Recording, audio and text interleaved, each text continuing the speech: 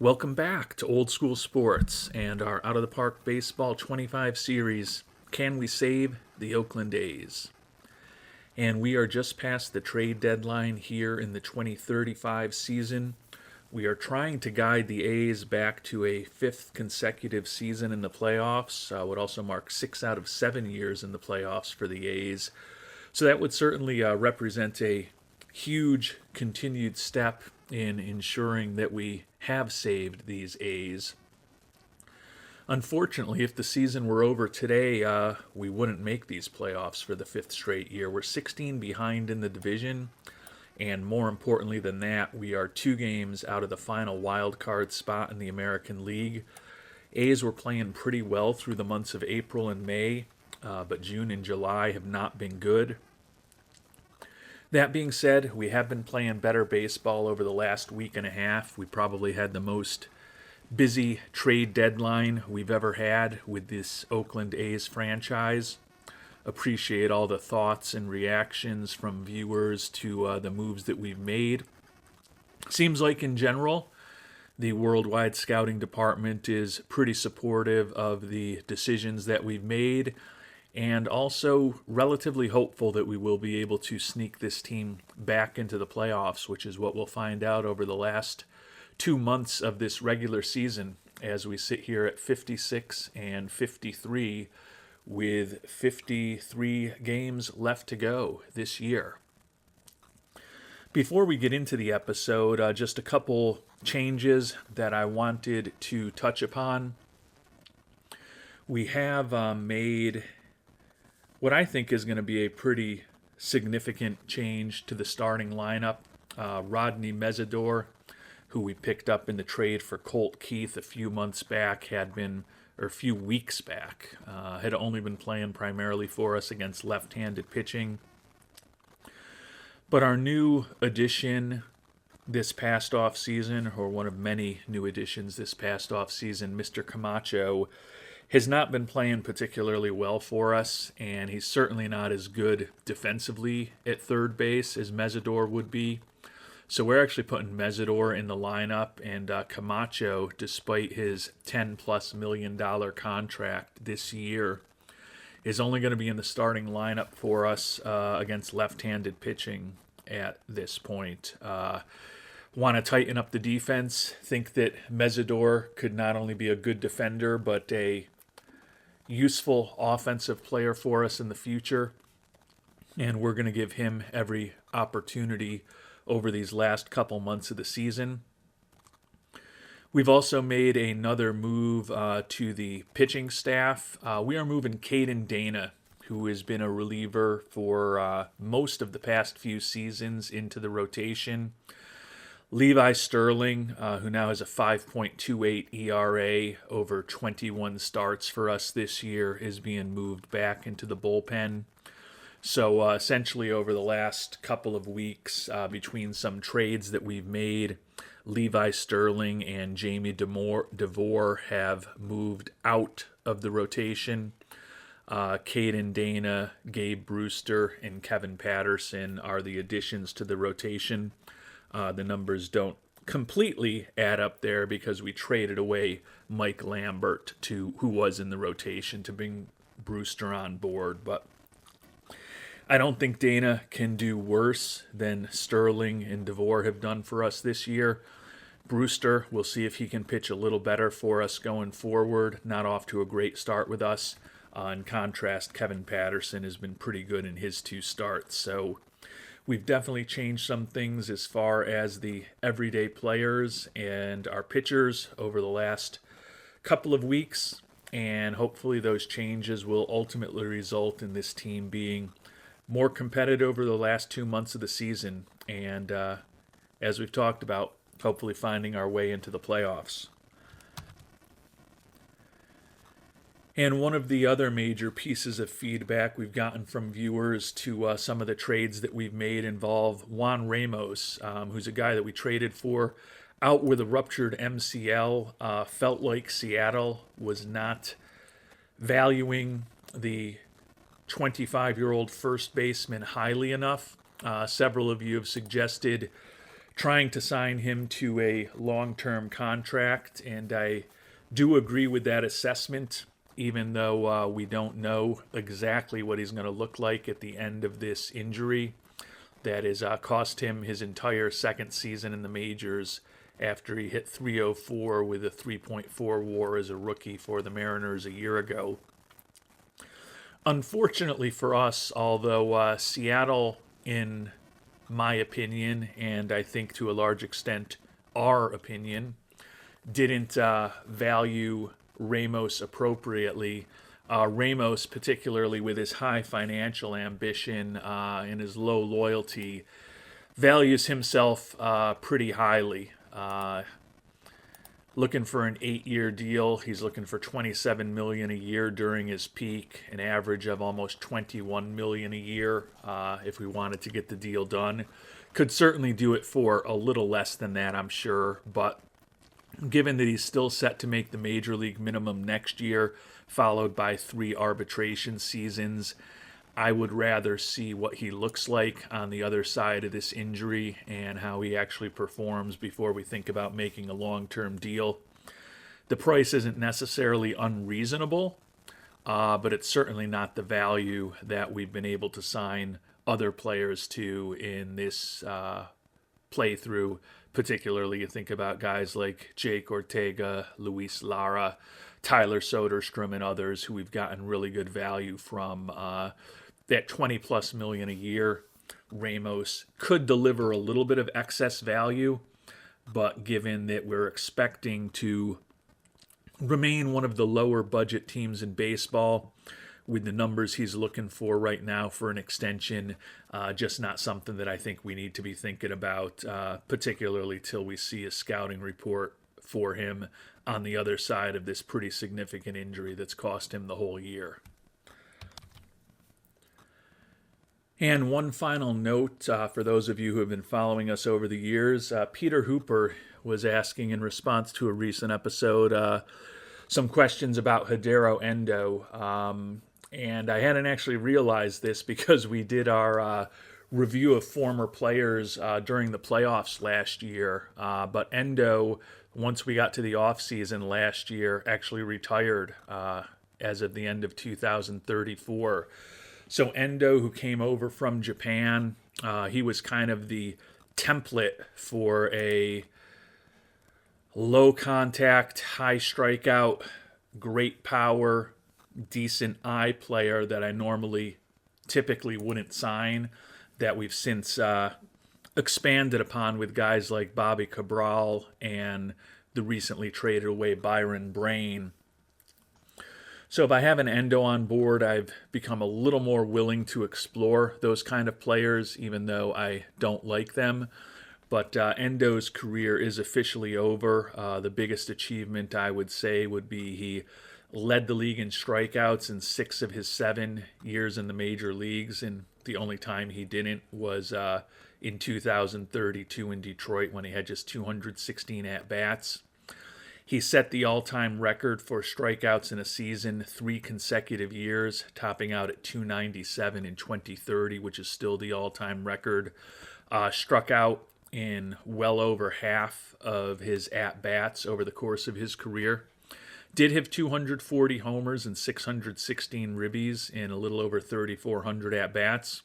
So he did hit for the power that was expected, drew 403 walks. But when you put Hidero Endo's entire career together, a 194 batting average, 718 OPS, and a 94 WRC plus, 8.5 WAR over the course of his career, every 162 games he played, he was basically a win above replacement. So given that Mr. Endo was a key component of the trade that brought us the recently traded away Colt Keith, and all Colt Keith did was finally give us some consistent offense and lead us to our first and only world championship to date in 2029. I think that trading Endo away after his rookie season was ultimately the right decision for us, and his career is officially in the books at this point. Career high batting average of 208 the season after we traded him to Detroit. Career high OPS of 765. That was in 2033 with Detroit. So it was an interesting career for Mr. Endo. But after 7 years in the majors, after a long stint in Japan, Mr. Endo is enjoying his well-earned retirement. And one little thing that makes me feel a little better about our potential playoff hopes is that we're going to be home most of the month of August. We've got a 3-game road trip to the Angels the 10th, 11th, and 12th of the month. But other than that, we don't play a road game until the 23rd of August. And taking a look at our team statistics, you can see we've been a 560 team at home this year, a little below 500 on the road. Fortunately for us, we've only played 50 games at home and 61 on the road. So of those last 53 games I was talking about, only about 40% of them, the rest of the way, are going to be on the road. 22 on the road, 31 at home. So hopefully that will work in our favor as we try to close the gap on the teams ahead of us in the wild card race as these last 2 months of the season begin. Tied for 5th in runs scored, 7th in the league in runs allowed. I think if we show just a little bit of improvement in each of those categories, we will end up in the playoffs when all is said and done. And the first week and a half of August has gone okay. 5-4 record for us, so a little bit above 500 in the month. We're chugging along pretty well, actually, till this series on the road against the Angels. Won the first game 3-0, but then lost 2 in a row to drop the series. As we sit here on August 13th, we've closed the gap in the division by 1 game to 15. Clearly, that is not a realistic target for us to make up over a month and a half of the season. Looking at the leaderboard quickly, Jake Ortega is up to 3rd in the league in batting average. Luis Lujan, one of our prized acquisitions before the trade deadline, 2nd in the AL in homers. Jake Ortega, 3rd in ribbies, 3rd in steals, 2nd in OPS, and 3rd in batter WAR as he tries to win back-to-back MVP awards. None of our pitchers on the short list among the league leaders this year. We're a game and a half out of the wild card at this point, so closed half a game on getting to that last wild card spot since the last time we checked in. The hope certainly would be that over this next week with home games against Seattle and Houston, that maybe we can get some important wins against some division rivals who don't necessarily have a lot to play for at this point. And unfortunately, we didn't get the week that we wanted. We lost 2 out of 3 at home against Seattle, took 2 out of 3 the hard way against Houston, but a 3-3 week at home against those teams, certainly not what we're looking for. Now we're going to pivot to being on the road a little bit more. Got 3 left at home against Texas, who are now 16 games ahead of us. Then on the road at the Twins for 4, at Houston for 3, before we're back home for the final 2 of the month against Seattle. Taking a look at the wild card race, we've slipped back a game, 2.5 out. Time is not up on us yet, but certainly would be nice to be more than just a game above 500 for the month of August when we finally get our official tally. We probably need to be winning at least 2 or 3 games above 500 in each of these last couple months of the season to ensure we can guide this team into the playoffs. And the last week and a half of August was probably our best overall stretch of the month. We took 2 out of 3 against the mighty Rangers at home, split a 4-game road trip to Minnesota, but then we swept 3 in Houston and we've split the first two in Seattle when we got back at home. So when all was said and done for the month of August, a 16-11 record, that's kind of the level we need to be at to guide this team into the playoffs. I think if we have another month like that in September, we'll ultimately end up where we want to be come October. We have improved to 4th in the league in runs scored, and we have improved to 6th in the league in runs allowed. And our 72-64 record is just a bit below Pythagorean expectations. We continue to play pretty well at home, and we've actually almost closed to 500 on the road.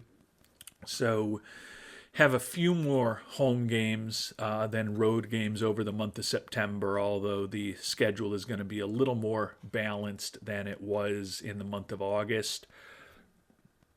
Taking a look at the standings as we sit here, close the gap in the division to 14.5, and we're 1.5 out of the final wild card spot, or actually out of the final 2 wild card spots in the American League, tied with Tampa.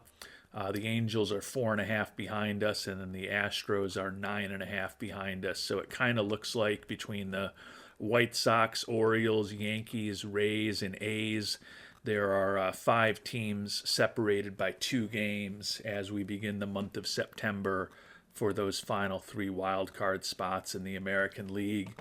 The Rangers, the Royals, and the Blue Jays all have pretty large leads in their divisions, and it would be surprising if those 3 teams don't end up with the top 3 seeds in the American League.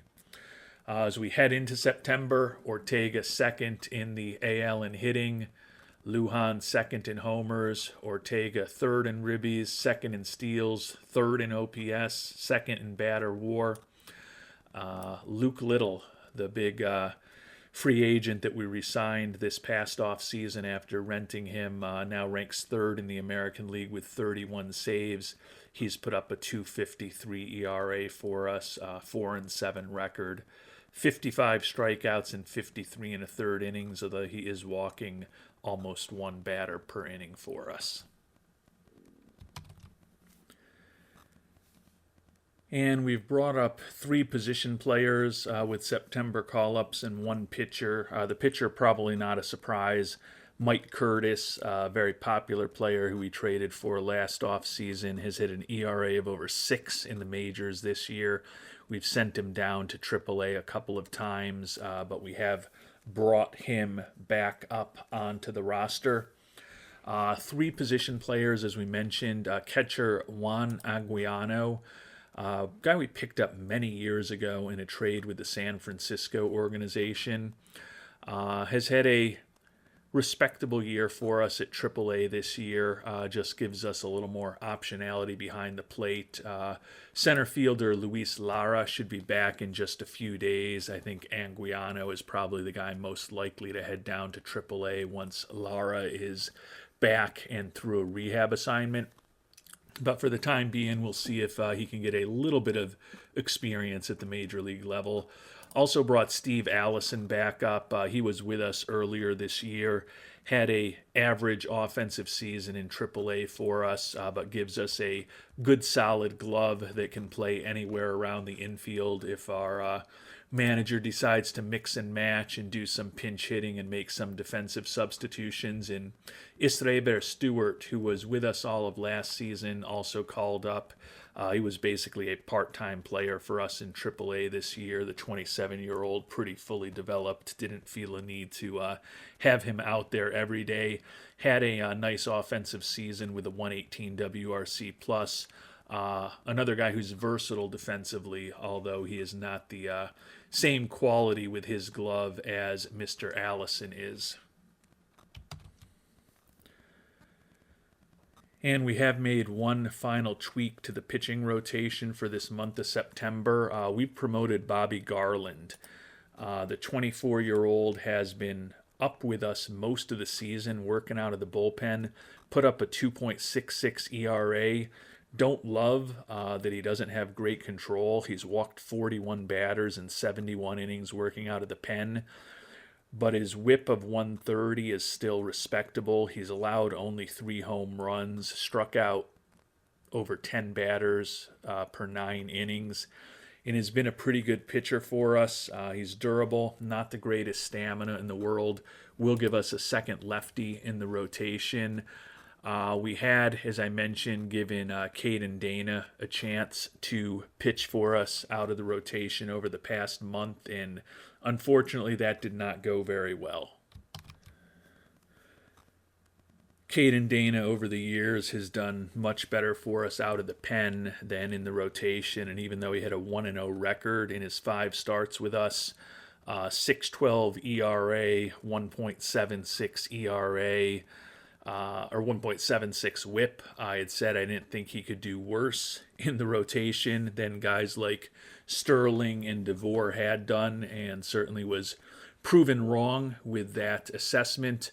Hopefully we'll get a bit more from Garland over this final month of the season as we try to close that 1.5 game gap between us and a 5th consecutive trip to the playoffs. And we won the first 2 games of the month against Seattle, so that was positive. Have a huge series coming up at home against the Yankees and then against Texas, although we're technically still chasing Texas for the division. Honestly, the games against some of these AL East teams that we have coming up are going to be more critical to our playoff hopes. 13.5 behind Texas in the division.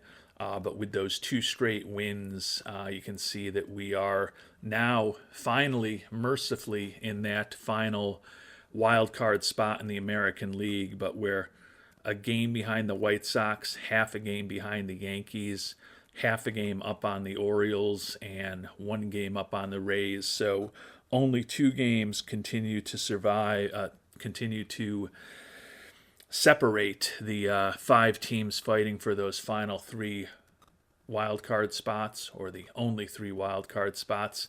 The Angels are still lingering. They've won 3 in a row, 6-4 over their last 10. Our hope is they'll lose some games going forward, and then hopefully the fact that we do have the Yankees, the Orioles, and the Rays coming up over these next couple of weeks gives us an opportunity to hopefully open up some space between us and the teams that we're going to be competing with for these final wild card spots in the AL this year.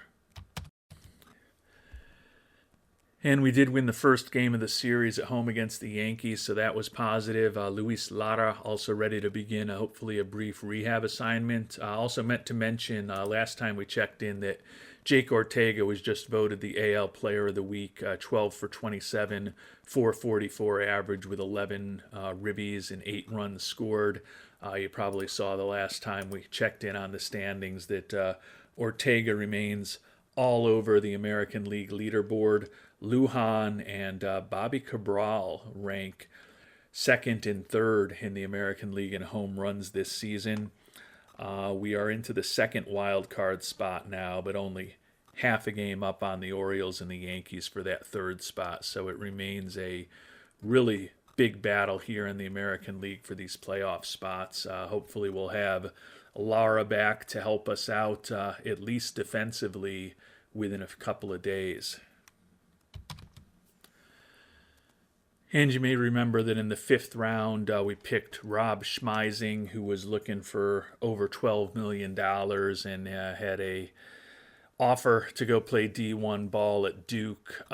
His demands never came down, and we really never made a serious offer to him. So he ends up being the only draftee this year that we didn't sign. Kind of felt like he just wasn't good enough to be worth that kind of money, but maybe 3 years from now we'll feel differently about him when he's back in the draft and he doesn't have the ability to use going to college as potential leverage. Although we did lose the final game of this past week to the Rangers. It was a relatively successful week. Took 2 out of 3 against the Yankees at home and then 2 out of 3 against the Rangers at home. Huge road trip coming up this next week, 3 at Baltimore and 3 at Tampa. And when we look at the standings, we are in the third wild card spot at this point, half a game behind Baltimore, 2 games ahead of Tampa, and a game and a half up on the Yankees. So certainly if we can perhaps take 2 out of 3 against both Baltimore and Tampa, hopefully that will help push us into a position we're feeling a little more confident about ultimately guiding this team into the playoffs. But we do have a game and a half up on the Yankees after taking 2 out of 3 against them. Our magic number to clinch a playoff berth is 18. The Rangers' magic number to clinch the division is only 8. You can see Jake Ortega as we head into the final 3 weeks of the season. Third in the AL in batting, third in ribbies, second in steals, and second in batter WAR, as he is following his MVP year from a season ago up with another outstanding season for the Oakland Athletics. And before beginning these big series against the Orioles and the Rays, we are going to bring Luis Lara back. Only 1 for 12 in 4 games down in AAA, but he did walk 5 times, and the hit came in his 4th game. He was 0 for 9 before yesterday. Certainly didn't do great down there, but hopefully at least shook a good chunk of the rust off over the 4 games that he played down there. Certainly think his glove in center field could help us over these final weeks of the season. We did send down the catcher Juan Anguiano as expected to make room on the expanded roster for Luis Lara. We'll need to figure out whether or not we want to put him back into his traditional position playing center field for us against right-handed pitching, or whether we decide that it makes sense to just use him as a defensive substitution in the late innings, since we have been playing a bit better over the last month and a half or so since we went to a more offensive-focused outfield following some of those trades that we made. And Lara is really just going to be a 4th or 5th outfielder for us, a defensive substitute in the late innings. You look at our outfield right now with Jake Ortega in center field, Brady Harris in left field, Bobby Cabral in right, one of only 2 left-handed hitters in the lineup against righties, and then Luis Lujan at DH. And we're going to go with the guys that can knock the ball out of the park as our everyday players against right-handed pitching. And Lara hopefully will get some opportunities to help us defensively in the late innings of games. But other than that, the longtime Oakland Athletic, who I think with the fact that over the last couple years we've moved on from Mason Miller and more recently Colt Keith is the longest tenured Oakland A. I actually think Lara we had on the team before Colt Keith. So I believe he's the longest tenured member of the Athletics at this point. Joined us in 2027. So yeah, a couple years before Colt Keith joined us. He's pretty much been our regular center fielder most of that time. Now 30 years old, wrecked physically. Over the last 4 years, he just hasn't hit for the same kind of average he hit in his mid-20s when he was kind of at his peak. But still, really respect that glove, and hopefully you'll be able to help us defensively as we try to hold on to this wild card spot in the American League here in 2035. And the good news is we won the first game of the road trip at Baltimore. The bad news, unfortunately, the franchise, Jake Ortega, going to be day-to-day with back tightness over the rest of this week. I guess with Lara on board, that does give us some options to maybe slip Ortega into a DH role. Certainly think we've got to keep that bat in the lineup, but we want to do it in as wise a way as possible as we try to guide this team back into the playoffs. Certainly want him in the lineup and need to keep winning some games over the near to medium term, but we also don't want to do anything that will risk his availability for us for an eventual hopeful playoff run. And unfortunately, we did not get the results we needed out of that road trip. We did take 2 out of 3 against Baltimore, but lost the final game there going for the sweep. And then we were swept by Tampa on the road. So that was not what we were looking for. 2-4 road trip. We're back home now as we head into the final 2 months of the final 2 weeks of the season. The schedule is going to end on September 30th this year, so we've got 12 games left with an 80-70 record. Final homestand of the year is going to be against the Angels and the Twins, and then we are on the road for Seattle in the Angels. Taking a look at the standings here with 12 games left. 13.5 back in the division, but after losing 4 in a row, we have slipped to a game and a half out. We are the weakest link. There's the 5 teams fighting for the wild card spots, separated by 3 games, and we are the worst of those 5 at this point. After losing 4 in a row, we were a game ahead of Tampa before we lost 3 in a row to them. Now they're 2 games ahead of us, and they're half a game clear of the Orioles for the final wild card spot in the AL. You can see Ortega has dropped out of the batting race a bit. He's not one of the top 3 anymore, as he's been playing through that back tightness. Doesn't seem like he's exacerbated it at all, fortunately, but we've put ourselves into a tough position with 4 straight losses, 12 games to go, and probably got to win 8 of those 12 games to ensure that this team will be back in the playoffs. And as we sit here getting ready for the final homestand, we're 3 games up on the Angels. We've got them for 3 games. Would like to kind of put some distance between us and them so we can officially rule them out and get it down to 5 for 3 spots officially. And if we go ahead and sweep the Angels, that would put us in a real good position to have them eliminated and to also inch closer to a playoff spot. After that, we've got the Twins, who are a last place team in the AL Central. Certainly would hope that we take at least 2 out of 3 at home against them, and hopefully can get the sweep. Unfortunately for our Oakland A's, it's all unraveling. We just completed a 1-5 homestand, the final homestand of the year. That puts our record to 1-9 over our last 10 games. There's not even a guarantee that we're going to have a winning record on this season.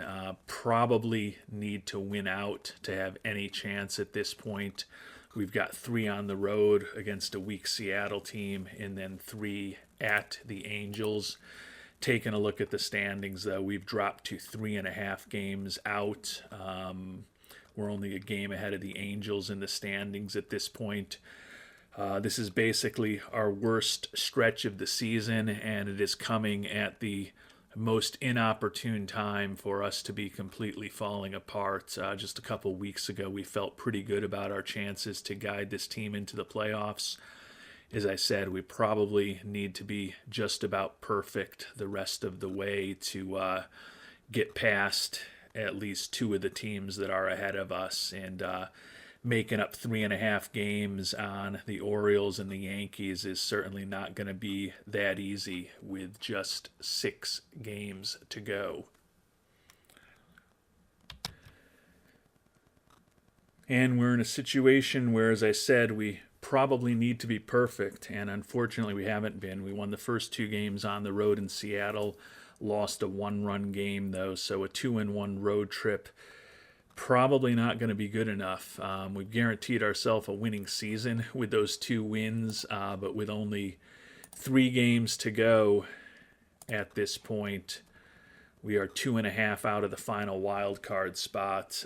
We can't catch the Orioles, so we basically need the Yankees and the Rays to both completely fall apart over these final few days of the season. And if they're playing each other, we're probably in really big trouble.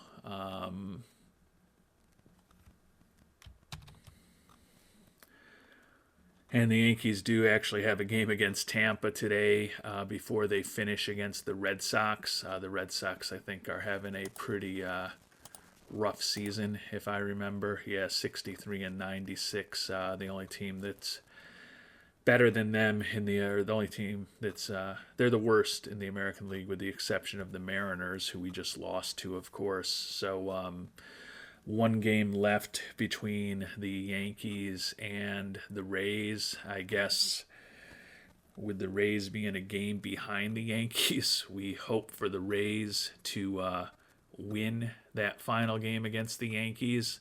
And then we hope that the Red Sox are going to sweep the Yankees in that 3-game series. And then we hope that perhaps Toronto sweeps Tampa Bay in that final series between those two teams. But we basically, as we said a couple days ago, thought we probably needed to be perfect over these last 6 games of the year. Even if we win these last 3 at the Angels, I think it's pretty unlikely that we're going to guide this team into the playoffs for a 5th straight year. So given that the preseason prediction was that our A's would be a 100-win team, and ownership is expecting us to win it all this year despite the smallest budget in baseball, there's a pretty good chance that this is going to go down in the history books as a very disappointing season for the Oakland Athletics franchise. And we didn't really get what we wanted. The Yankees did salvage that final game against the Rays. So now there are 2 teams tied for the final 2 wild card spots in the AL with the Orioles and the Yankees, but we are 3 games behind both of them. So we basically need the Orioles and the Yankees to both get swept, and we need to sweep Los Angeles to have any chance of being in the mix for the final spot. If it gets to the point where it's going to come down to a tiebreaker, that's a good thing for us. There's obviously also a chance that we could end up tied with the Rays as well. Might as well check in on those tiebreakers now. I think it's pretty unlikely that it's going to matter. Magic number down to 2 for both of those teams, and that's to take out the Rays. We are hanging on by a thread. You can see the Angels only a game behind us in the standings, and they are eliminated. So we need to be perfect, and we need some luck. We were 4-2 against Baltimore this year. We were 4-2 against the Yankees, but we were 2-5 against Tampa. So we could win a tiebreaker with the Yankees or the Orioles, but the only way that's even going to matter is if we sweep the Angels over these final 3 games of the year, and one or both of those teams goes 0-3.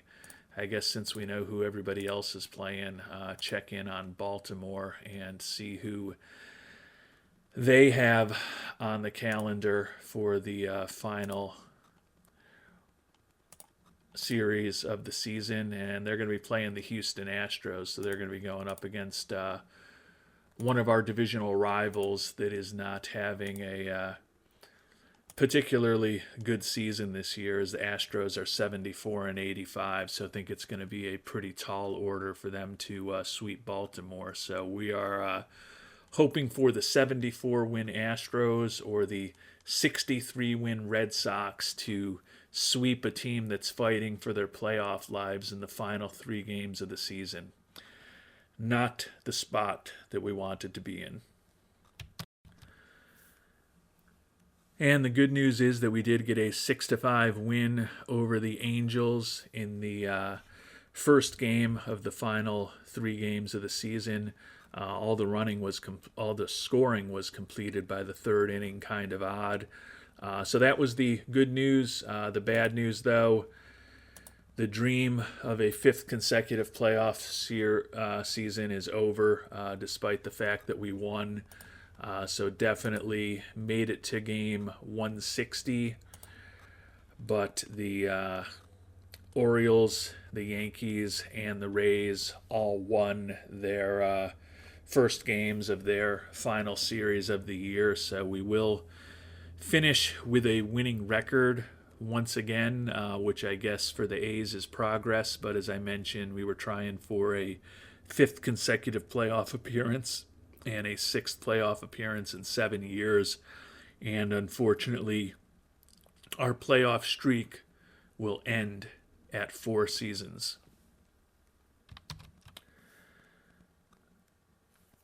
And after we were eliminated from the playoffs, we lost the final 2 games to the Angels, so we're going to end up tied with them in the standings. We did have our first 30-30 player of the playthrough in the great Jake Ortega this year, but when all was said and done, a very disappointing finish to the season for these Oakland A's. Taking a look at the standings, as I mentioned, tied with the Angels for second in the division, 19 games behind the Rangers. After we dropped our final 2, we ended up tied with the Angels, 3 games out of a wild card spot. The White Sox, the Yankees, and the Orioles joining the Rangers, Royals, and the Blue Jays in the playoffs.